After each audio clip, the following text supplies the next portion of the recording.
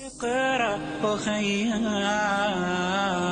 ورتل القرآن اصبح بصوتك اسمع الأكوان اقرأ كلام الله داوي نفوسنا لنحس في أعماقنا الإيمان من فؤاد.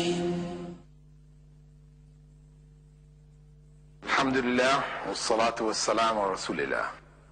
All praise is due to Allah, and may Allah's peace and blessings be on the last messenger of Allah. I would like to share with you, as a beginning, a series on education, on Islamic education and its significance.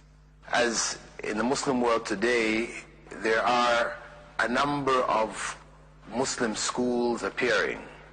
In our time, people have come to realize their importance, and so we find, especially in many of the Western countries, US, Canada, UK, South Africa, Australia, etc., an explosion of Muslim schools. And even in Muslim countries, we now find Muslim communities or organizations concerned about Islamic education.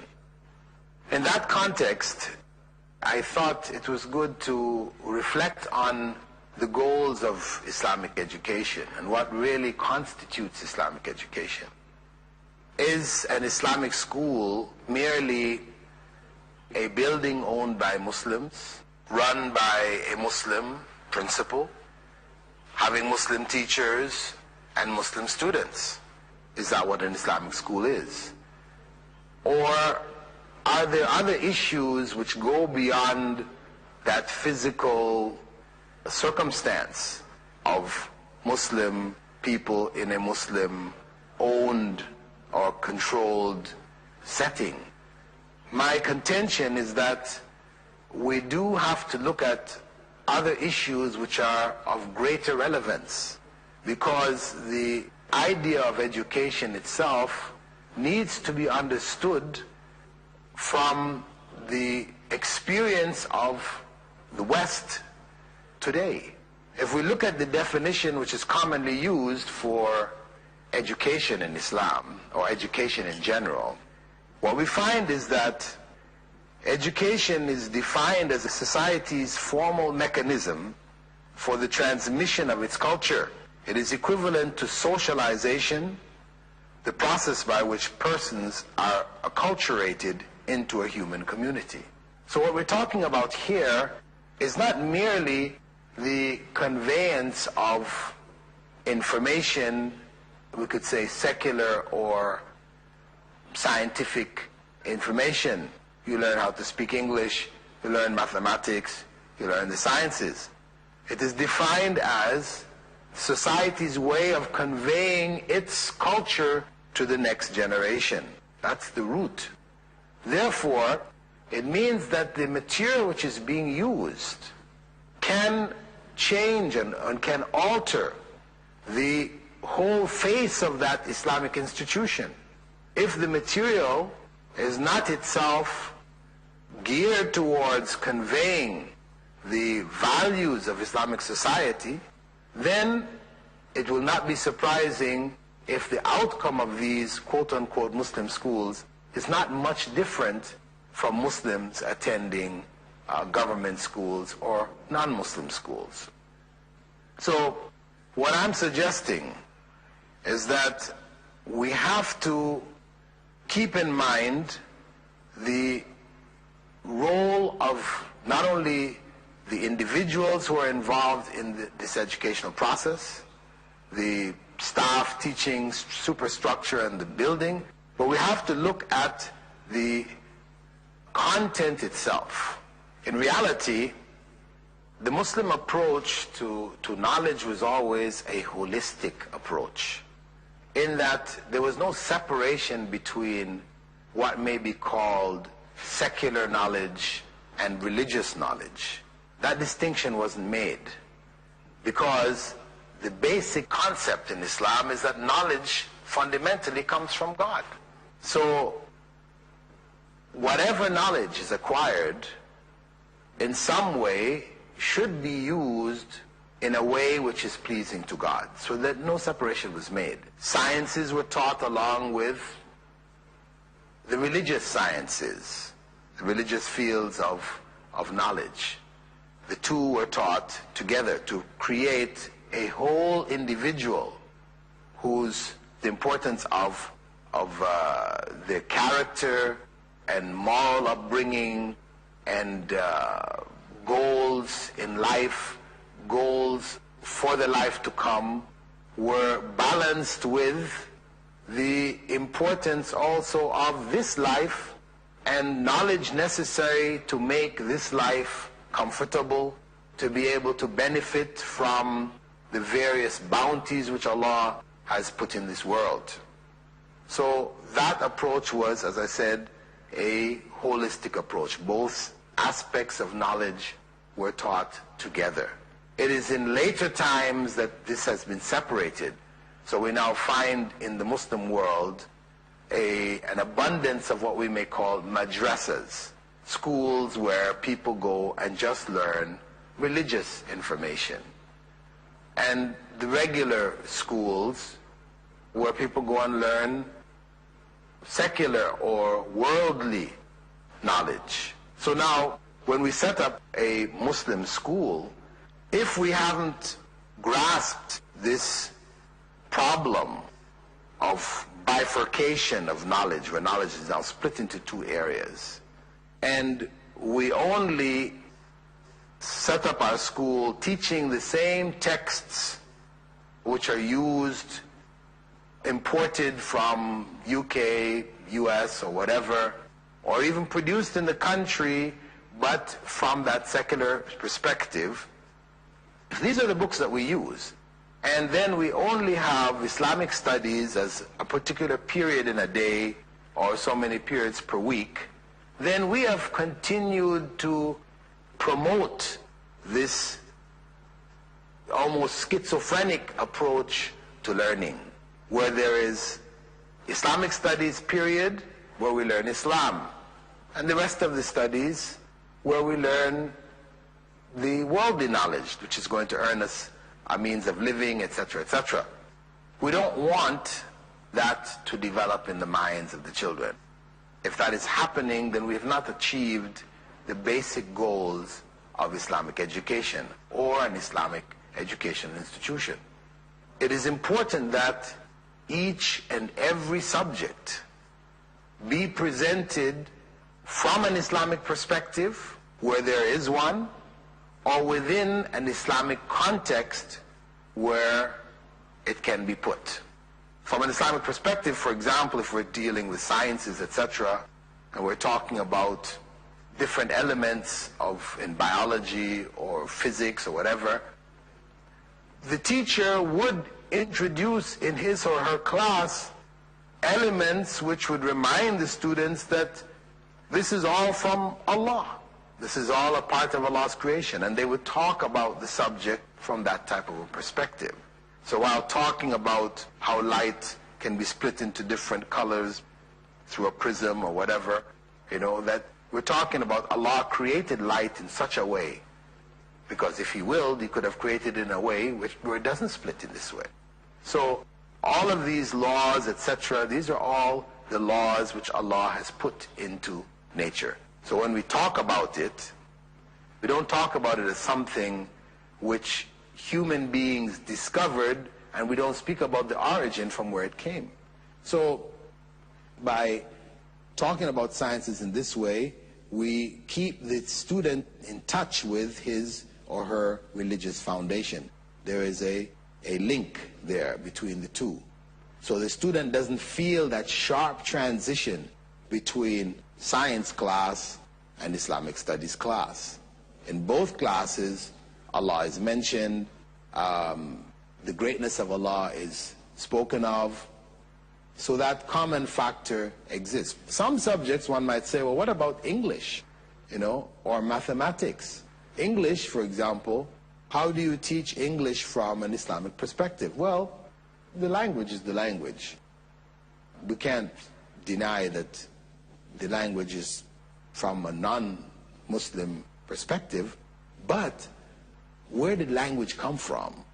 Depending on the level of the knowledge of the students, if you're going to talk about the English language, I mean, you can bring the idea that language is a gift from God. So there's a place where that can be introduced. But at least when we're teaching children on a primary level, kindergarten, etc., at least the materials that we're using to teach English, for example, those materials should be presented within an Islamic context, meaning that books for kindergarten are mostly pictures. So what pictures, what images do you show the children? If you show them images that they can relate to, images of Muslim families in a world where there are non-Muslims also, but promoting Muslim values, the language can be taught while at the same time values can be taught.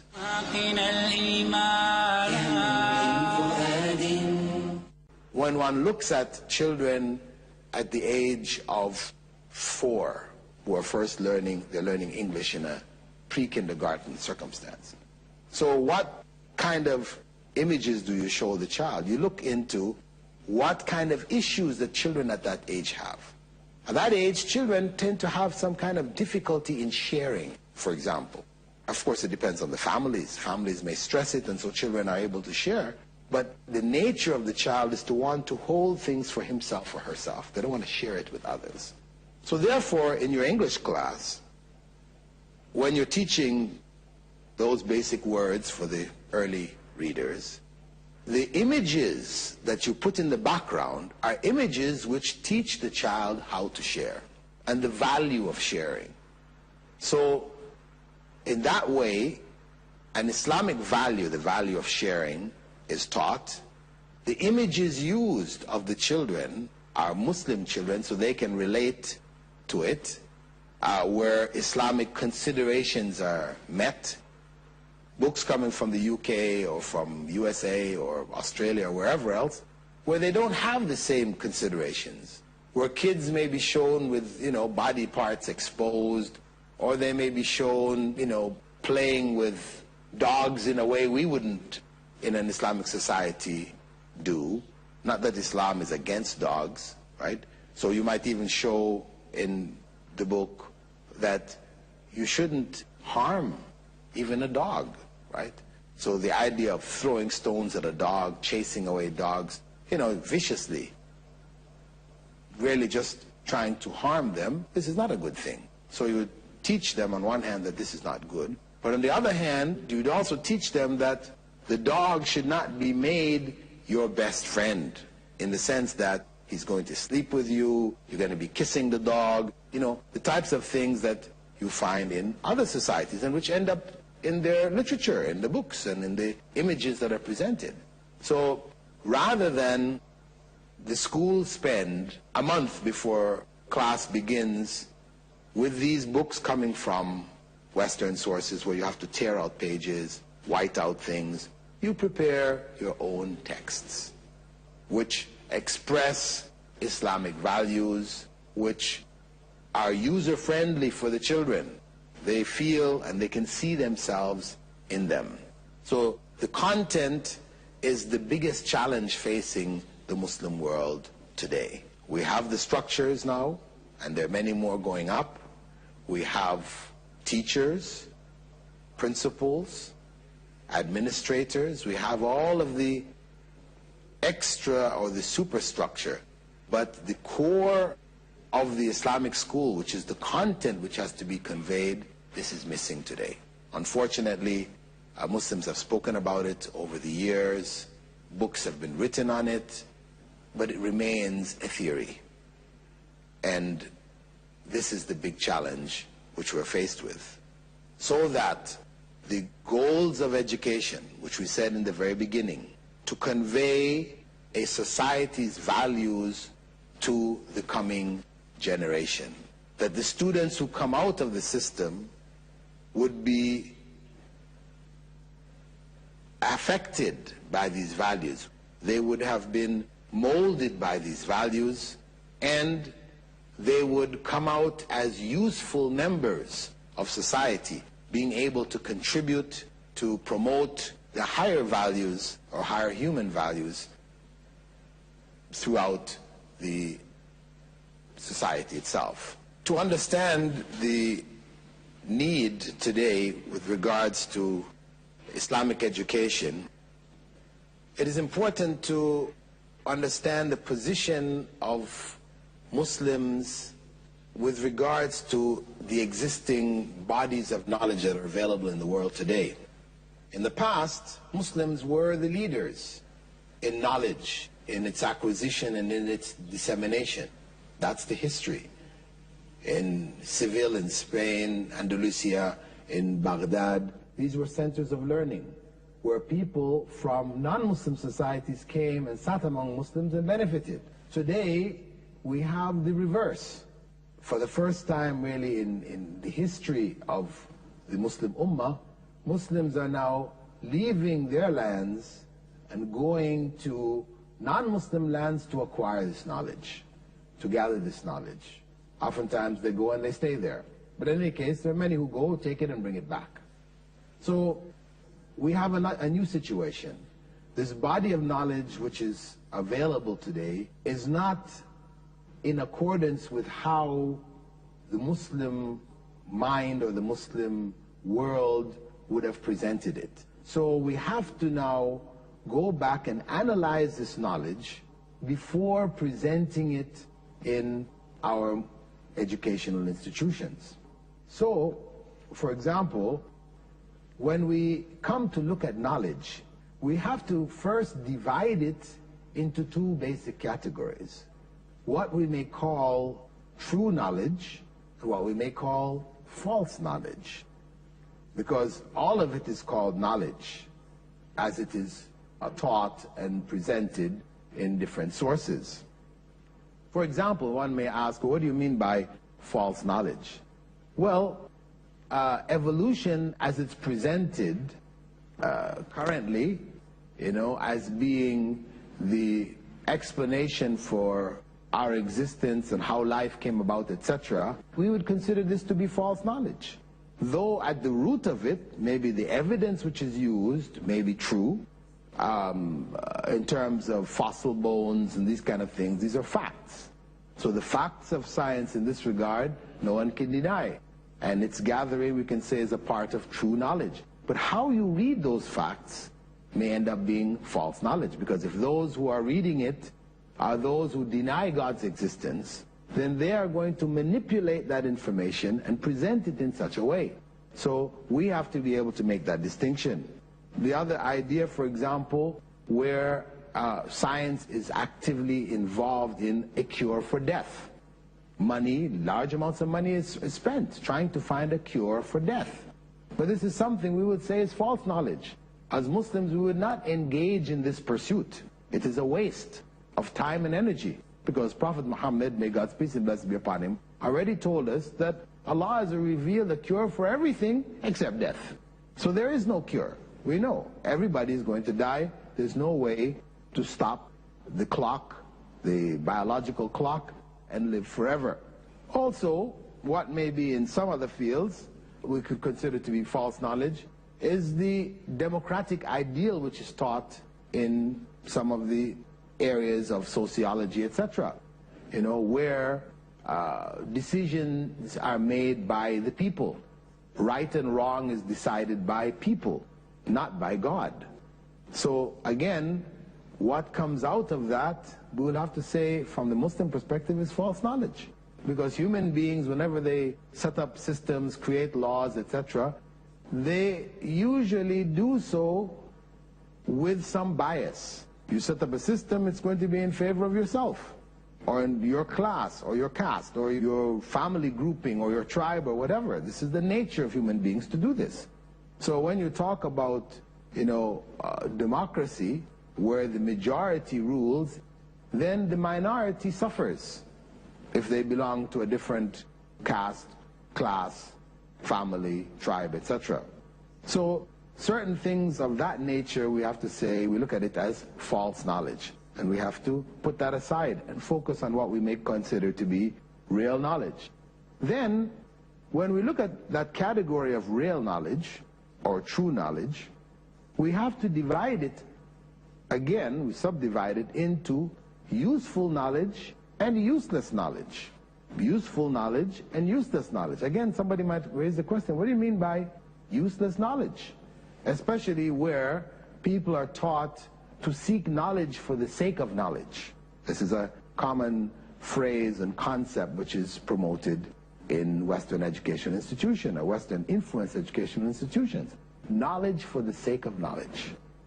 Whereas the Islamic goal is knowledge for its usage, its benefit.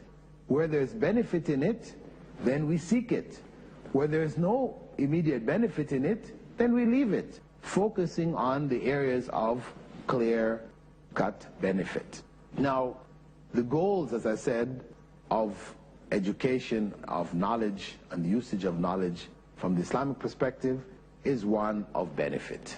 The value of the knowledge is in its application, when it is applied. As the Prophet ﷺ had said, خَيْرُ النَّاسِ أَنْفَعُهُمْ لِلنَّاسِ. The best of people are those most beneficial to other people. And Ibn Mas'ud, one of the companions of the Prophet, may God's peace and blessing be upon him, had said that they used to learn 10 verses of the Quran at a time and did not proceed until the knowledge was gained and acted upon. He said, we used to learn knowledge and its application together. So the idea of knowledge for the sake of knowledge is foreign in the Muslim context. It is knowledge for its benefit. How it will benefit those students, how it will benefit the society. And of course, the whole process of education, acquiring knowledge and conveying it, has to be within the context of the fear of God. It is a faith-based system. So Islam and its teachings must represent the framework of any educational program. So to wrap things up, I'd just like to stress again that the process of education, one of conveying one's culture to the next generation, has to, from a Muslim perspective, for Muslim schools, reflect Muslim culture and its perspectives. With that thought, I'd like to wrap up this episode, thanking you for being with us and bidding you farewell. Assalamu alaikum wa rahmatullahi wa barakatuh. اقرأ أخيا ورتل القرآن اصدح بصوتك اسمع الأكوان اقرأ كلام الله داوي نفوسنا